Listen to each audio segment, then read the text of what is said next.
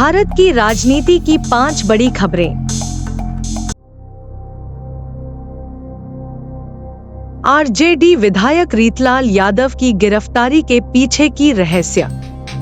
बिहार की राजनीति में सनसनीखेज मोड़। आरजेडी विधायक रीतलाल यादव के परिवार पर गंभीर आरोप सामने आए हैं। उनके भाई पिंकू यादव के घर में पुलिस ने छापेमारी कर नकद रुपए, अवैध हथियार और नोट गिनने की मशीन बरामद की। आरोप है कि उन्होंने पटना एम्स के एक अधिकारी को जान से मारने की धमकी दी थी। आरोपी पिंकू यादव ने बाद में आत्मसमर्पण किया। इसी के साथ रीतलाल के भतीजे विनोद यादव को भी गिरफ्तार किया गया, जिनके घर से 100 से अधिक सुरक्षा कर्मियों की वर्दी मिली। अब सवाल उठ रहा है, इन यूनिफॉर्म का इस्तेमाल कहां किया जा रहा था?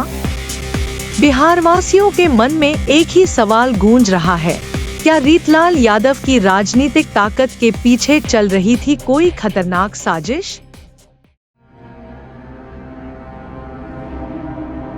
चीन भारत सीमा पर तनाव। लद्दाख सीमा पर एक बार फिर से बढ़ा तनाव। चीन अपनी सेना की तैनाती बढ़ा रहा है, वहीं भारत ने भी सैन्य तैयारी तेज कर दी है। डोकलाम और गलवान के बाद अब एक बार फिर धीरे धीरे बढ़ती यह तनातनी कूटनीतिक स्तर पर असर डाल रही है।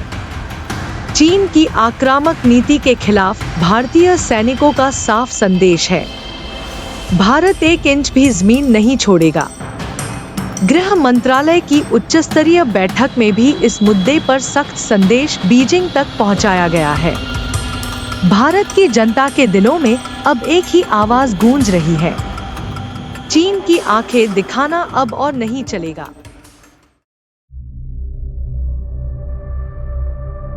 बांग्लादेश में संख्यालघु पर अत्याचार का मुद्दा, प्रधानमंत्री मोदी ने क्या कहा?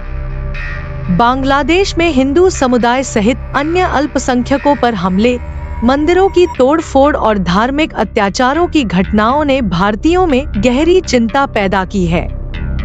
इस संदर्भ में भारत के प्रधानमंत्री नरेंद्र मोदी ने बांग्लादेश सरकार को सीधे संदेश दिया। उन्होंने कहा, हम उम्मीद करते हैं कि पड़ोसी देश में अल्पसंख्यकों की सुरक्षा और धार्मिक स्वतंत्रता बनी रहेगी। भारत के विदेश मंत्रालय ने भी इस मुद्दे पर कूटनीतिक स्तर पर चर्चा शुरू की है। भारत की जनता सवाल कर रही है, क्या बांग्लादेश में हिंदुओं पर यह हमला केवल चरमपंथी समूहों का काम है या इसके पीछे कोई अन्य राजनीतिक ताकत है?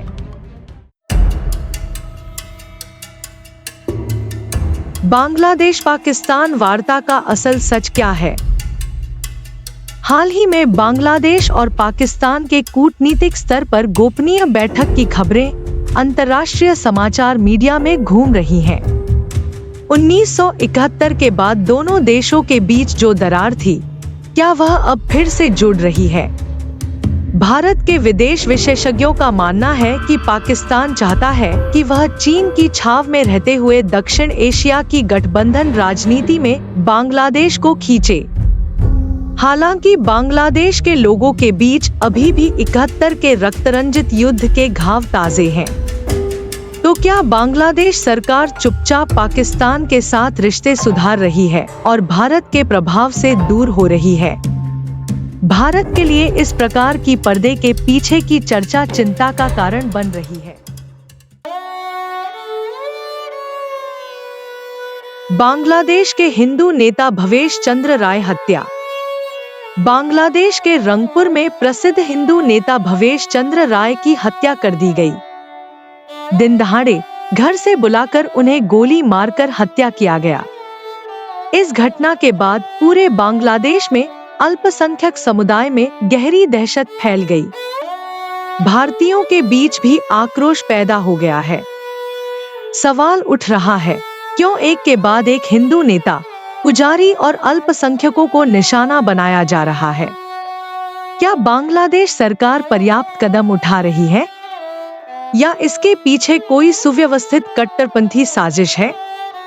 भवेश बाबू की हत्या केवल बांग्लादेश में नहीं, बल्कि भारत की राजनीति में भी हलचल मचाई है।